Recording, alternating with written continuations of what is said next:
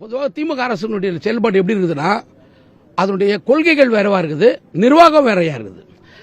கொள்கைகளை பேசி ஒடுக்கப்பட்ட மக்களை, மத சிறுபான்மையினரை, இடதுசாரிகளை அணிதிரட்டுறவங்க நிர்வாக அடிப்படையில் கிட்டத்தட்ட பிஜேபிக்குள்ள தான் இருக்கிறாங்க. அதுக்கு மிகப்பெரிய உதாரணம் என்னன்னாக்கா, ஒரு பக்கம் பிஜேபி எதிர்க்கிறாங்க, இன்னொரு பக்கம் என்ன பண்றாங்கன்னா, பிஜேபிக்கு ஆதரவாக இருக்கின்ற பொருளாதார பலமாக இருக்கின்ற முதலாளிகளுக்கு அவங்களோட வணிகங்கள் தமிழ்நாட்டில் நடக்கிறதுக்கு ஏதுவாகவும் இருக்கிறாங்க.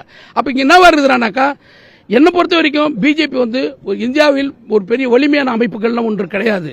ஏனென்றால் பிஜேபியை வலிமையான அமைப்பாக மாற்றுவது இந்தியாவில் இருக்கின்ற கார்பரேட்டுகள், முதலாளிகள்.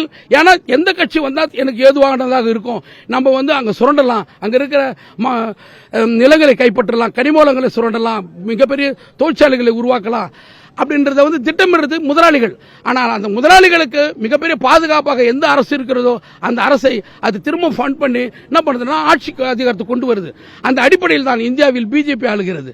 பிஜேபியை விட நாம் பிஜேபி பின்புலமாக பொருளாதார பலமாக இருக்கின்ற முதலாளிகளை எதிர்ப்பது என்பது மிக முக்கியமானதாக இருக்கிறது.